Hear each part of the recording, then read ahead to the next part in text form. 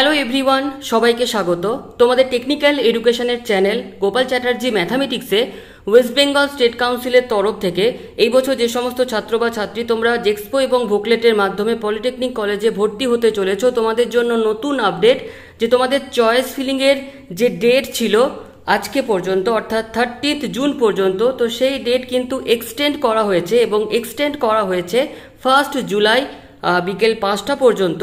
এবং তোমাদের যে ফার্স্ট কাউন্সিলিং বা অ্যালটমেন্টের যে রেজাল্ট সেটা কিন্তু প্রকাশিত হবে 2 জুলাই। কোনো রকম কোনো দুশ্চিন্তার দরকার নেই, কারণ 1 জুলাই গভর্নমেন্টের তরফ থেকে যেহেতু হাফ ছুটি রয়েছে, তো তোমাদের অ্যাডমিশনে যাতে প্রবলেম না হয় সেজন্যই কিন্তু এই সিদ্ধান্ত স্টেট কাউন্সিলের।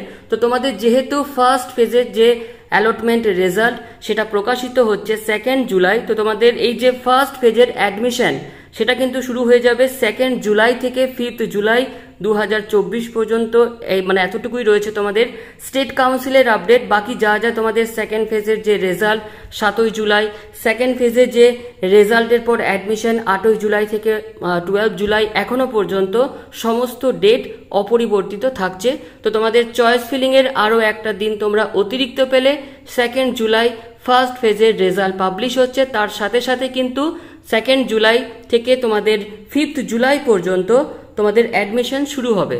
তো আজকের এই আপডেটটি এতটুকুই, ধন্যবাদ।